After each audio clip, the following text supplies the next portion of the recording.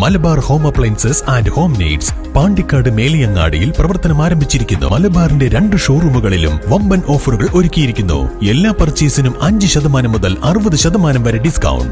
ജനകീയ പങ്കാളിത്തത്തോടെ ധനസമാഹരണം നടത്തി Thuvur government higher secondary school PTA committee നിർമ്മിച്ച സ്റ്റേജ് വിദ്യാർത്ഥികൾക്കായി സമർപ്പിച്ചു.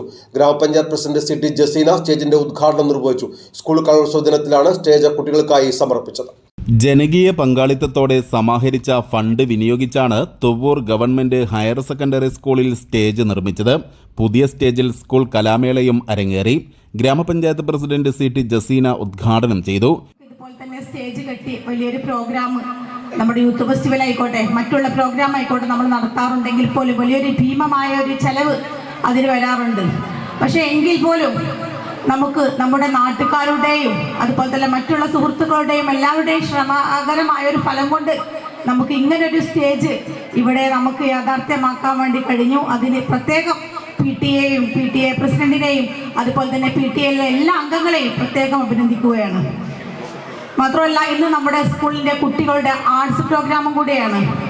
നമ്മൾ വന്നപ്പോൾ കുറച്ച് 2-3 പ്രോഗ്രാമുകൾ കണ്ടു, വളരെയധികം സന്തോഷം.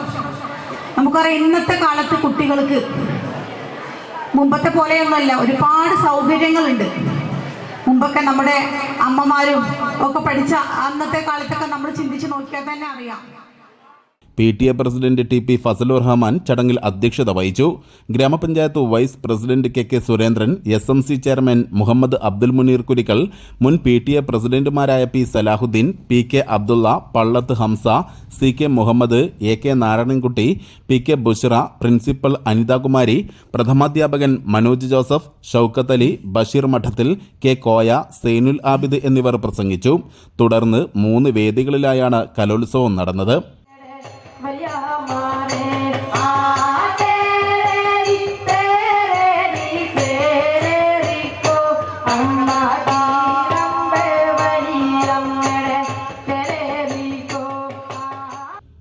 News bureau Thuvur.